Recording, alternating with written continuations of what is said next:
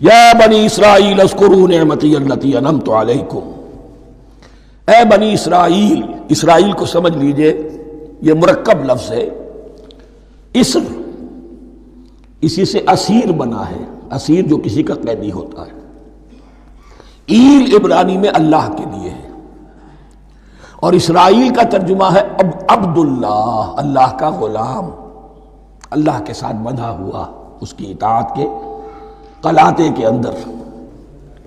تو یہ اسرائیل یہ لقب ہے حضرت یعقوب علیہ السلام کا۔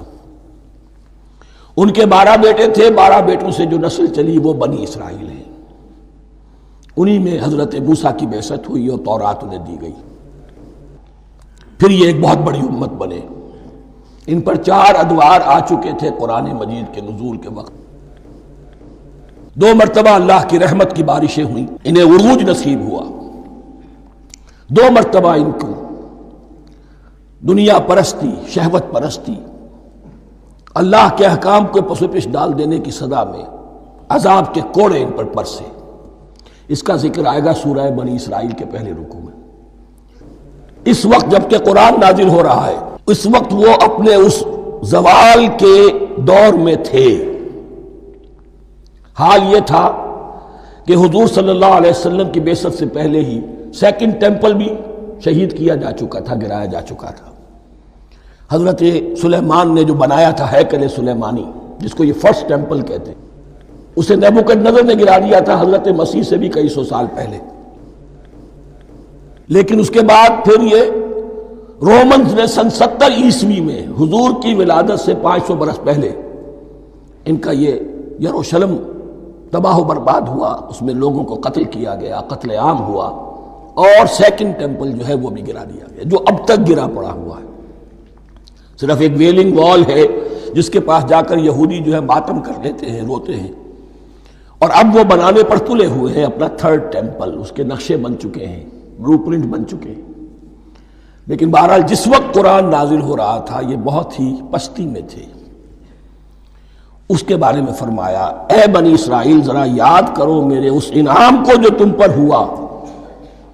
وہ انعام کیا ہے؟ میں نے تمہیں اپنی کتاب دی، نبوت سے سرفراز فرمایا، اپنی شریعت تمہیں عطا فرمائی، تمہیں داؤد، تمہارے اندر داؤد اور سلیمان جیسے بادشاہ اٹھائے جو بادشاہ بھی تھے، نبی بھی تھے۔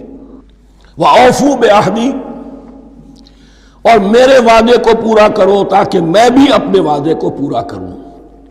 یہ وعدہ ہے جو کتاب استثناء جو ہے اولڈ ٹیسٹمنٹ کی، ڈیوٹرانومی، اس کے 18ویں باب کی آیت نمبر 18 اور 19 میں ہے۔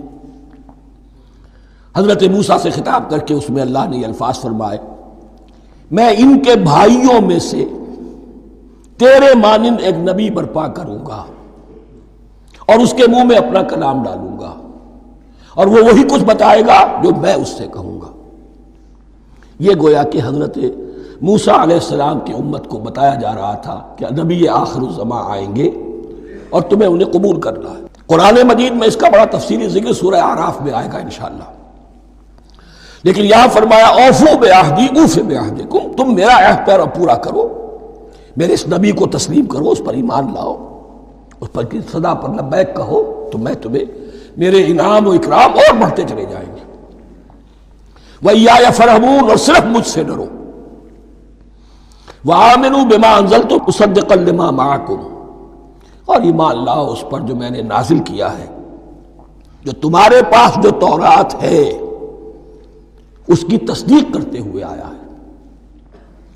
اس کے 2 معنی ہے، ایک تو قرآن تصدیق کرتا ہے تورات کی اور انجیل کی، فیہا ہدی و نور، فیہ ہدی و نور، اور دوسرے یہ کہ قرآن اور محمد صلی اللہ علیہ وسلم ان پیشین گوئیوں کے مصداق بن کر آئے ہیں جو تورات میں تھی، ورنہ وہ پیشین گوئیاں جھوٹی ثابت ہوتی۔ ان کے مصداق کون ہے؟ قرآن اور محمد صلی اللہ علیہ وسلم، یہ دونوں معنی اس کے ہیں۔ وَآمِنُوا بِمَا أَنزَلْتُ مُصَدِّقًا لِمَا مَعَكُمْ وَلَا تَكُونُوا أَوَّلَ كَافِرٍ بِهِ، اور دیکھو تم ہی سب سے پہلے ان کا کفر کرنے والے نہ بن جاؤ۔ تمہیں تو سب کچھ معلوم تھا، تم تو منتظر تھے، تم تو آخری نبی کے انتظار میں تھے اور ان کے حوالے سے دعائیں کیا کرتے تھے۔ کہ اللہ اس نبی آخر الزمان کے واسطے سے ہماری مدد فرما اور کافروں کے مقابلے میں ہمیں فتح عطا فرما. یہ آئے گا آگے چل کر اسی سورہ بقرہ کے اندر. لیکن اب تم ہی سب سے بڑھ کر کافر ہو گئے، تم ہی سب سے بڑھ کر دشمن ہو گئے.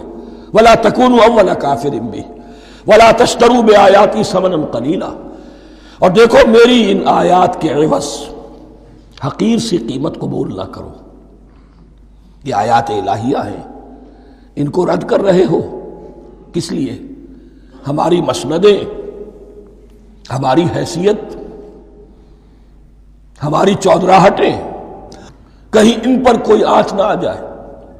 حقیر سی چیزیں، یہ صرف اس دنیا کا سامان، اس کے سوا کچھ نہیں. وَلَا تَشْتَرُوا بِآيَاتِي ثَمَنًا قَلِيلًا وَإِيَّايَ فَاتَّقُونِ، اور صرف مجھ میں سے تقوی اختیار کرو، میرا تقوی اختیار کرو. وَلَا تَلْبِسُوا الْحَقَّ بِالْبَاطِلِ وَتَكْتُمُوا الْحَقَّ وَأَنْتُمْ تَعْلَمُونَ، اور نہ گڈمڈ کرو حق کے ساتھ باطل کو، اور مت چھپاؤ حق کو درا حالے کہ تم جانتے ہو. یہ بات اچھی طرح نوٹ کر لیجیے. جانتے بوجھتے کرنا ایک ہے، مغالطے میں کرنا وہ ضلالت ہے، گمراہی ہے. ایک جان بوجھ کر کرنا، حق کو پہچان کر اسے رد کرنا، یہ پھر اللہ تعالیٰ کے غضب کو دعوت دینا ہے. ریت آف اللہ، اس کے غضب کو دعوت دینا ہے کہ حق کو پہچان کر اس کی نفی کی جائے. وَأَنْتُمْ تَعْلَمُونَ. علماء یہود قرآن مجید میں آگے چل کر آئے گا ایسے پہچانتے تھے محمد کو اور قرآن کو جیسے اپنے بیٹوں کو. یعرفونہ کما یعرفون ابناہم، ایسے پہچانتے جیسے اپنے بیٹوں. وَأَقِیمُوا الصَّلَاةَ وَآتُوا الزَّکَاةَ، دیکھو نماز قائم کرو، زکوٰۃ ادا کرو. وَارْكَعُوا مَعَ الرَّاكِعِينَ، اور جھکنے والوں کے ساتھ جھکو. یہ اول تو رکوع کو انہوں نے اپنے ہاں سے خارج کر دیا تھا، ثانیاً باجماعت نماز ان کے ہاں ختم ہو گئی تھی. وَارْكَعُوا مَعَ الرَّاكِعِينَ، جماعت باجماعت نماز کی طرف اشارہ ہے. أَتَأْمُرُونَ النَّاسَ بِالْبِرِّ وَتَنْسَوْنَ أَنفُسَكُمْ، کیا تم لوگوں کو نیکی کا حکم دیتے ہو، تقویٰ کی، پارسائی کی تعلیم دیتے ہو؟ میں کہہ رہا ہوں نا کہ اصل میں مخاطب کون ہے؟ علماء یہود. اس آیت سے ثابت ہو گیا عالم ہمارا بھی جب بھی کھڑا ہوگا اونچے سے اونچا آواز کہے گا، اعلیٰ سے اعلیٰ بات کہے گا. اکثر و بیشتر کا حال یہ ہے کہ ان کا اپنا کردار دیکھیے تو کوئی مناسبت ہی نہیں اس سے کہ جو وہ بات کہہ رہا ہے. جو لوگوں کو دعوت دے رہا ہے اس پر خود عمل نہیں. تو یہی در حقیقت علماء یہود کا کردار بن چکا تھا. أَتَأْمُرُونَ النَّاسَ بِالْبِرِّ وَتَنْسَوْنَ أَنفُسَكُمْ، کیا تم لوگوں کو نیکی کا حکم دیتے ہو اور خود اپنے آپ کو بھول جاتے ہو. وَأَنْتُمْ تَتْلُونَ الْكِتَابَ، اور یہ سب کچھ تم کر رہے ہو اس حال میں کہ کتاب پڑھتے بھی ہو، تورات پڑھتے ہو، صاحب تورات ہو. ہمارے بھی بہت سے علماء کا، علماء سو جنہیں ہم کہتے ہیں، حال یہ ہو چکا ہے. خود بدلتے نہیں، قرآن کو بدل دیتے ہیں. ہوئے کس درجہ فقیہان حکم بے توفیق. جو صورتحال ہے صرف قرآن کا متن بچا ہوا ہے، اس کے مفہوم میں، اس کی تفسیر میں، اس کے ترجمے میں تو تحریفیں موجود ہیں، بڑی بڑی تحریفیں موجود ہیں. متن بچا ہوا ہے، وہ اس لیے کہ اللہ تعالیٰ نے اس کی حفاظت کا ذمہ لیا ہے. وَاسْتَعِینُوا بِالصَّبْرِ وَالصَّلَاةِ، اور مدد حاصل کرو دو چیزوں سے، صبر اور نماز. یہ صبر کا لفظ یہاں پر بہت قیمتی ہے، بہت بامانی ہے. علماء سو کیوں وجود میں آتے ہیں؟ جب وہ دنیا کے کتے بن جائیں گے تو دین کو بدنام کرنے والے ہوں گے. بظاہر دینی مناسب ہیں لیکن اصل میں ان کے پردے میں دنیا داری کی جا رہی ہے، صبر نہیں. بس صبر کے ساتھ اور نماز کے ساتھ، اس لیے کہ آپ صحیح راستے پر آئیں گے. اگر کوئی عالم دین لوگوں پر تنقید کرے گا، لولا ینہاہم الربانیون والاحبار، کیوں نہیں روکتے ان کے علماء اور ان کے اولیاء اور صوفیاء ان کو حرام کھانے سے اور جھوٹ بولنے سے. اگر کوئی شخص روکے گا اس کو پھر نذرانے تو نہیں ملیں گی، اس کی خدمتیں تو نہیں ہوں گی. اگر تو دنیا میں صبر اختیار کرنا ہے تب تو آپ حق بات کہہ سکتے ہیں، اور اگر دنیاوی ایمبیشنز ہیں تو پھر آپ کو کہیں نہ کہیں کمپرومائز کرنا پڑے گا. وَاسْتَعِینُوا بِالصَّبْرِ وَالصَّلَاةِ، صبر اور نماز. وَإِنَّهَا لَكَبِيرَةٌ، اور یقیناً یہ بہت بھاری شے ہے، بہت بھاری شے ہے۔ عام طور پر خیال یہ ہے کہ انہا کی ضمیر صرف صلاۃ کی طرف جاتی ہے، نماز بہت بھاری ہے۔ ایک رائے یہ ہے کہ نہیں، یہ پورے طرز عمل کی طرف جا رہی ہے۔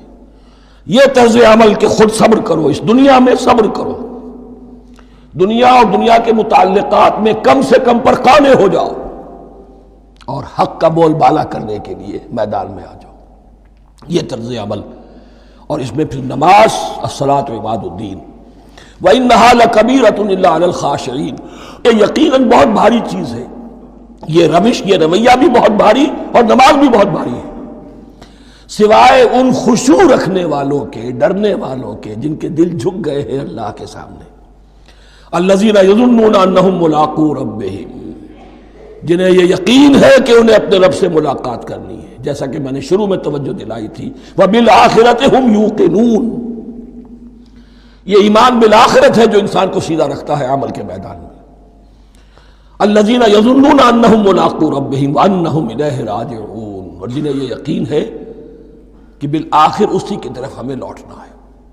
بارک اللہ لی ولکم فی القرآن العظیم ونفعنی وإیاکم بالآیات والذکر۔